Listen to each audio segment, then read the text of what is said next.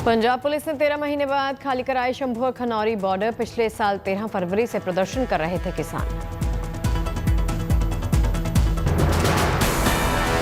नेताओं जगजीत सिंह डल्लेवाल और सरवंत सिंह पंढेर समेत 700 किसान हिरासत में लिए गए। शंभू खनौरी बॉर्डर पर करीब 3000 पुलिस बल की तैनाती। किसानों और पुलिस के बीच में झड़प के बाद संगरूर और पटियाला जिलों में इंटरनेट सेवाओं पर रोक लगाई गई। पंजाब के कई इलाकों में इंटरनेट सेवा प्रभावित। किसान नेताओं को हिरासत में लिए जाने के खिलाफ अमृतसर दिल्ली हाईवे पर बने टोल प्लाजा पर लगाया जाम। किसानों ने कहा सरकार के खिलाफ जताता चाहते हैं रोष। शंभू बॉर्डर के बाद अब खनौरी से हटाए गए प्रदर्शनकारी किसान वाहनों का परिचालन शुरू हुआ।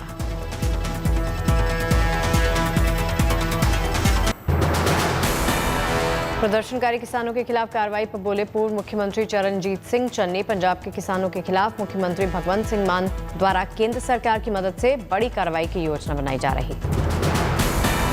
पंजाब के मुख्यमंत्री और कांग्रेस सांसद चरणजीत सिंह चन्नी ने कहा किसानों पर साजिश के तहत हमला किया जा रहा।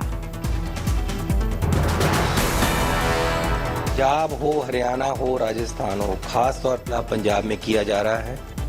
एक साजिश के तहत पूरी किसानी पे हमला पंजाब में किया जा रहा है।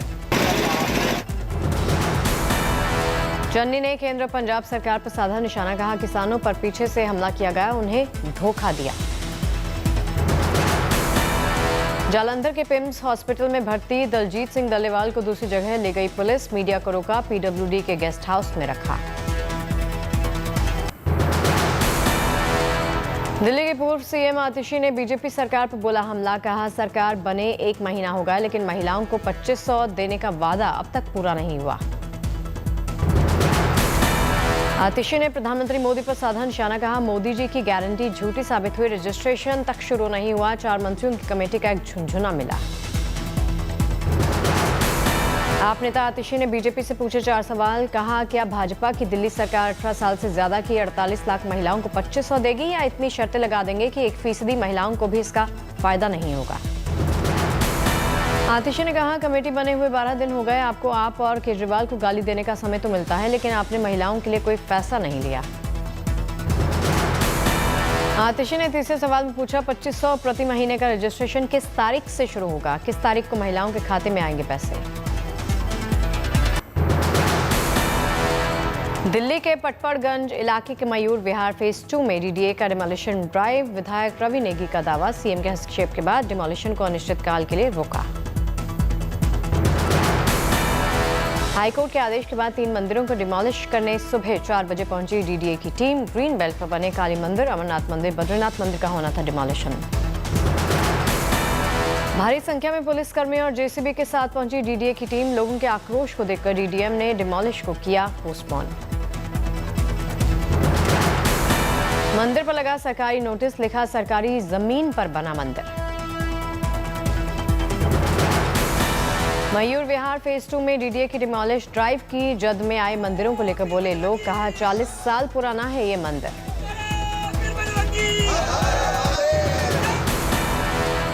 दिल्ली नगर निगम के 12,000 अस्थायी कर्मचारियों की नौकरी पक्की होगी। पूर्व मुख्यमंत्री केजरीवाल ने सोशल मीडिया पर जानकारी दी।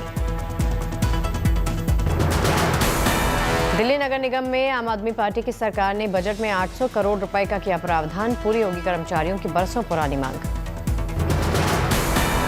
कर्नाटक में सरकारी ठेकों में 4% अल्पसंख्यक आरक्षण विधेयक पर आज विधानसभा में चर्चा। 2 करोड़ रुपए तक के ठेकों में अल्पसंख्यकों को आरक्षण देने का प्रावधान। अकोला में प्रदर्शन कर रहे किसान कर्ज माफी के लिए अब हाईकोर्ट का रुख करेंगे। चुनाव पूर्व किए वादों को पूरा करने की मांग है। मध्य प्रदेश के मुख्यमंत्री मोहन यादव उज्जैन पहुंचे। वीरभद्र ध्वज जुलूस में शामिल हुए।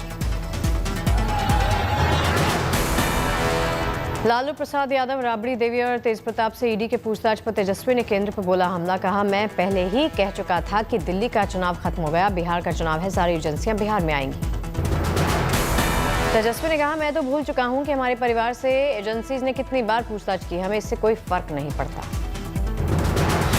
तेजस्वी ने नीतीश सरकार पर किया वार। कहा बिहार में गुंडे मवाली अपराधी चैन की अवस्था में और मुख्यमंत्री अचेत अवस्था में।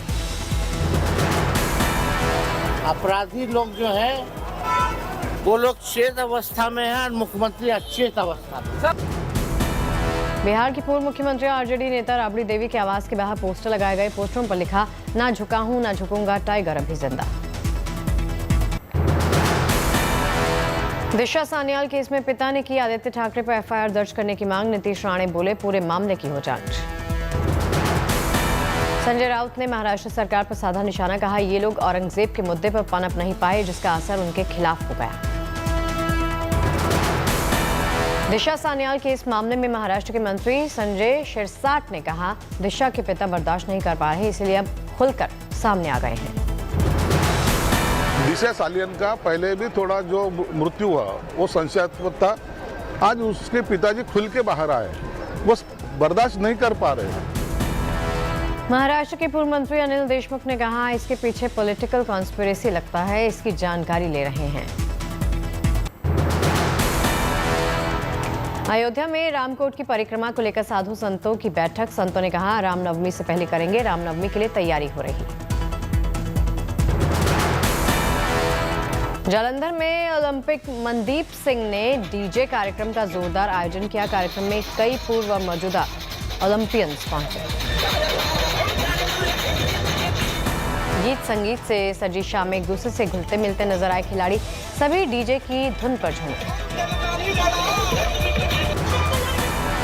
डोडा में डिप्टी कमिश्नर हरविंदर सिंह ने अस्तन मस्जिद का दौरा किया। डिप्टी कमिश्नर ने हज यात्रियों से बात की। डोडा में एसएसपी संदीप मेहता ने पुलिस अधिकारियों के साथ मुलाकात की। बदलते मौसम पर जताई चिंता। ओडिशा के मशहूर सैंड आर्टिस्ट सुदर्शन पटनायक की कलाकृतियों का दिल्ली में प्रदर्शन। Nature's fury sand and beyond theme है इसका। 21 मार्च तक चलेगी। नर्मदापुरम में सतपुड़ा टाइगर रिजर्व में सैलानियों को दिखा बेहद दिलकश नजारा। गर्मी से राहत पाने के लिए बाघ का परिवार पानी में अटखेलियां करता हुआ देखा गया। नोएडा में चिल्ला एलिवेटेड रोड का हुआ भूमि पूजन। नई सड़क बनने से लोगों को जाम से मिलेगी कई हद तक राहत। कानपुर में गंगा मेले का जोरदार शुभारंभ। लोगों ने एक दूसरे को जमकर लगाया रंग और गुलाल। गंगा मेले में लोगों ने होली खेल रहे लोगों पर घरों के ऊपर से डाला रंग। युवाओं ने रंगोत्सव में की जमकर मस्ती।